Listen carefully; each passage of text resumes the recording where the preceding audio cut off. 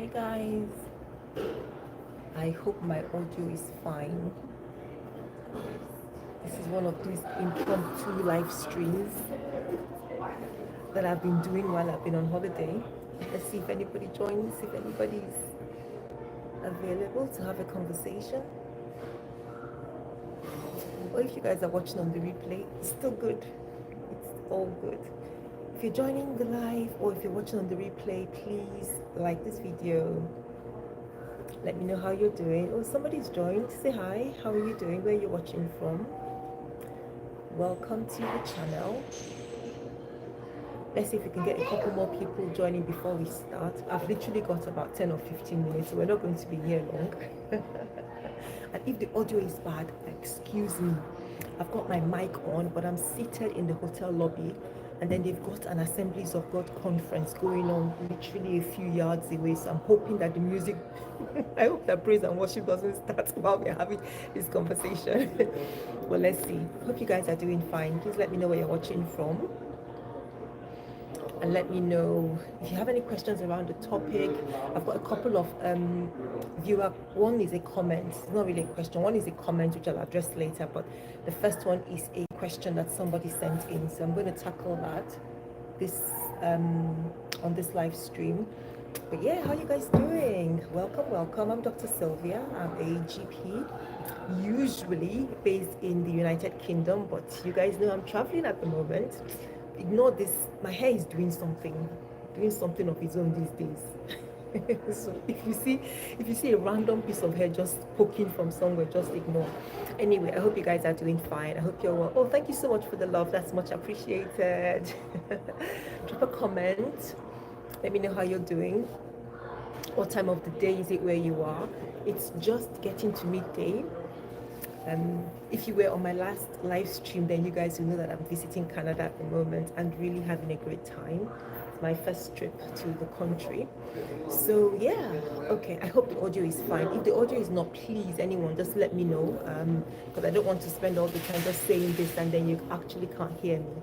But I do have my mic on, and I hope the mic will at least minimize any background noise, or at least elevate my own voice. Okay, let's get started. It's about what, 2 minutes, nearly 3 minutes. Okay, let's get started. So thank you so much as usual. Thank you to everybody who puts in a question or a comment on my videos. You guys know that I love to hear from you. It's all about helping you understand your body. It's all about helping you think smartly about what you're doing, and making smart health decisions. But it's also about knowing that you're not alone. And these questions, there's no question that is stupid or that is not important. If it's something that is on your mind that is worrying you, then it's well worth asking and being answered. So thank you so much to the person who sent in this question. And I'm going to put a disclaimer here, as I always do, to say that I'm not providing any medical advice. It's something I cannot do specifically for you because I'm not your registered practitioner. But what we can do is have conversations around these subjects that will hopefully give you more information about them that is accurate, that is evidence-based, and perhaps guide you to go and talk to your own medical practitioner about the problem and then get the right treatment for you. So no medical advice, that's a disclaimer. Right, so let's get on to the first question, which is, can warts grow inside the vagina? And I looked at this question. I thought, interesting. So let's talk about it. So I've got a couple of videos around warts. Hi, Oluwafumila Oshukoya. Hi, thank you so much. You're watching from Lagos and it's 4:22 p.m. Thank you for letting me know. Thank you for joining from Lagos, Nigeria. Good to see you on this Sunday afternoon. So we're talking about warts, and the question is, can warts go inside the vagina? So warts are fleshy growths that usually affect the skin and what we call the mucosa. So when I say mucosa, if you look at your face, on the face you can see your skin. So take a look at just underneath my lip. Now, as you move from the skin underneath my chin onto my lip and into the mouth, you can see where my finger is. That is mucosa. That's mucosa type of tissue, and you can have it in different parts of the body. So inside your mouth, that tissue that you can feel when you put your tongue against your cheek, that's mucosa. It's not the same as your skin. You have that type of tissue down in the vulva, around the vagina. So mucosal tissue and skin is where warts grow. Warts are caused by viruses, and we're specifically talking about anogenital warts. But of course, you know that warts can also develop on the fingers, on the feet, different parts of the body, in the mouth. But we're specifically referring to anogenital warts because this question says, can the warts grow inside the vagina? So the quick answer is yes, warts can grow inside the vagina. The vagina itself is made of this mucosal tissue. That's why I described the tissue around the lips, inside the, as you go into the mouth. And in other parts of the body as well. So where else can you find warts? Anogenital warts. I've mentioned that they can grow on, feet, fingers. You can find warts there. But in terms of anogenital warts, anywhere that's described as the anus and the genitals. So let's talk about women first. So anus, clearly around the anal passage. It can go into the anus as well. So you can get warts that they're not just found around the anus, but actually growing from within the anus, okay? And the same thing can happen in the woman's vulva. So what happens? What is the vulva? Now, I know YouTube, I don't know what they're going to do about this video, given the title, but I'm not putting any videos or any images. So hopefully they're not going to knock the video down. Ideally, we should have pictures so that we see clearly what we're doing. And of course, I mean decent pictures, nothing graphic, simply for the sake of education. But when they happen in the vulva, we're talking about affecting those tissues around the opening of the bladder. So for women, the opening of the bladder sits in front of the opening of the womb or the vagina. So warts can happen in the opening to the vagina. Warts can happen in the opening to the urethra, that is where you pass urine. It can happen in the space in between. It can happen in the lips around that sort of form that enclose those spaces where you have both the opening to the womb and the opening to the urethra where you pass urine from. And the warts can also go all the way across all that tissue going around to the back to the anus. Warts can go in those areas. So if you're just joining, hi, please don't forget to give the video a like. We are trying to answer the question, can warts grow inside the vagina? And I'm explaining to you that yes, they can, and not just in the vagina. They can grow around the vagina. They can grow around the area where you pass urine from. They can go in between those two openings. They can go all the way across that area and spread towards the anus. But let's not forget, we're talking about anogenital warts, but let's not forget that warts can also occur inside the mouth. So that's important for how warts can be spread through oral sex. So it's important to bear that in mind.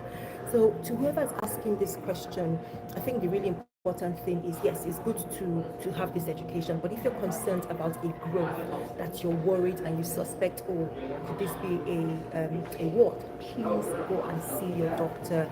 Go and see somebody that can examine and confirm what this is. Remember, if you watched my videos on vaginal lumps, I think at this point I probably have 2 or 3. There's one that's really very popular, but there are a couple more that sort of go into a bit more detail and talk about other different types of lumps. And I do mention different types of them. So warts is just one type. There's so many different types.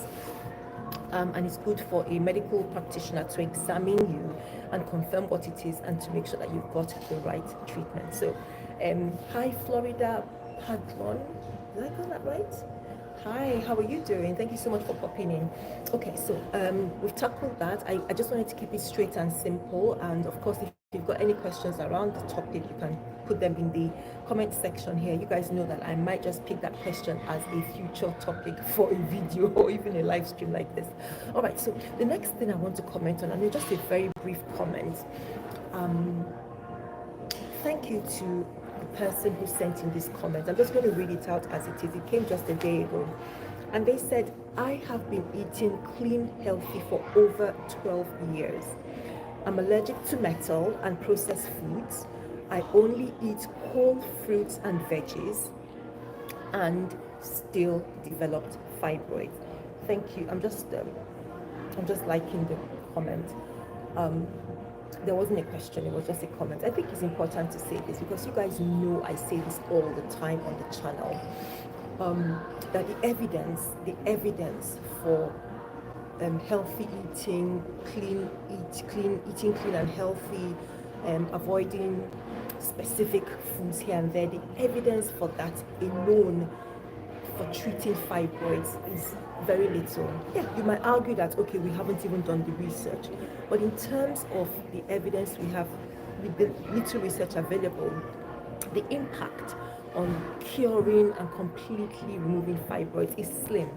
Now, does that mean that there are some women who don't lose weight, eat healthy, and don't see a drop in their fibroid symptoms and so on? Yeah, there are some people who do that, but is it something that you can replicate to everybody? Clearly, no. This is somebody who's reporting their own experience. They have been eating clean and healthy over 12 years. That is longer than many studies. Over 12 years. She doesn't eat metal or processed foods because she can't tolerate them, and she only eats whole fruits and vegetables and still developed fibroids. So this tells us that there is a lot more to fibroids than we know. It's not just about food. Of course, it has something to do with genetic makeups, that is maybe family background. There's so many different things that might be involved. We know about estrogen and progesterone. I'm just looking in the direction because people are walking past, so please bear with me. Yeah, so we know that they are different in terms of the causes of fibroids. We know that we don't know everything, basically. We know that, okay, your genes might be involved. It has something to do with hormone imbalance. It has something to do with endocrine disrupting chemicals. It has something to do with weight. It has something to do with smoking and, red beef. We know these are factors that sort of play into how people develop fibroids. But to say that food alone can shrink, or drinking a certain type of water, or avoiding a certain type of this, that, or the other can completely eradicate fibroids or prevent them from growing, that is something I take issue with. And I like us to be, to think, broadly. I think that you should use a combination of different healthy and proven measures when you're treating or dealing with fibroids. So we know that people that have low vitamin D, for example, we've noticed that they tend to have a higher risk of developing fibroids, and it's not in everybody. But if somebody has fibroids and is struggling with fibroid symptoms and we check her vitamin D, it might be low, it's sensible to treat and make sure her vitamin D levels come back to normal. We know that smoking can be linked to an increased risk of fibroids, so cut out smoking. Eating red beef has been associated with that.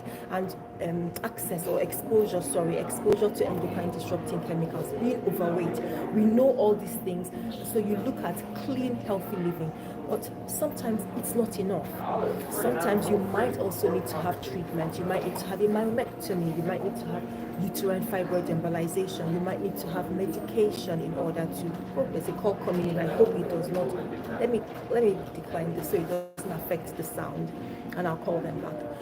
So these things can be involved, and the point I'm trying to make is be aware that somebody who's trying to push and say, oh, just take fruits and your fibroids will disappear, or they might say, oh, just eat this particular type of diet, this is exactly what I did and my fibroids disappeared.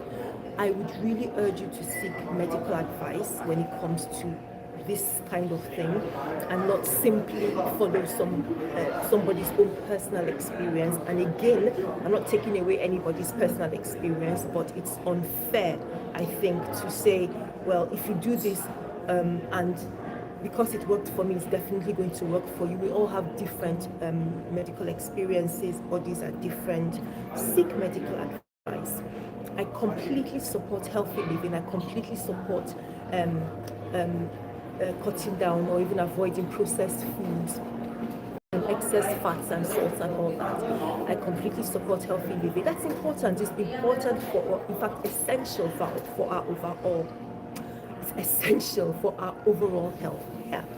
But I'll be wary when somebody says, just do this, eat this, and the fibroids will disappear, because that often is not what actually happens. Speak to a doctor, look for a fibroid specialist, explore the different options. I've got playlists on this channel that talk about different options, both surgical and non-surgical. I know that we have people who can't tolerate hormones, so we have non-hormonal options. different ways that we can look at approaching fibroids. And today in 2025, there are options that women can access for managing fibroids. So I just wanted to share that comment. It's not to make fun of anybody. It's simply to say this is somebody else's experience. I actually get more comments on my channel saying, oh, eat this, I had this fruit and my fibroids disappeared. And I, take this with a pinch of salt. I really appreciate somebody coming out to say this was their experience, just so that we can have a balanced view, because that's what's important. As always, like I said, please speak to your own medical practitioner, your own medical provider, to give you the right information that is specific for your own circumstances. Okay, and that will be that for today. Thank you so much to guys that have been watching. I really appreciate you. I can see some people sort of lurking in the background. Thank you so much for watching. Give this video a like. I'm not sure when I'm going to pop back in on one of these impromptu streams. But yeah, keep an eye on the channel. I do have a few shorts coming out, different topics that we're sharing around general health. So go and check those out, give them a like, drop a comment, let me know what you think, let me know what kind of conversations you want us to have, what kind of topics you'd like us to cover. And yes, I shall see you again very, very soon. Take care, guys. Have a good weekend, and be good, be very good.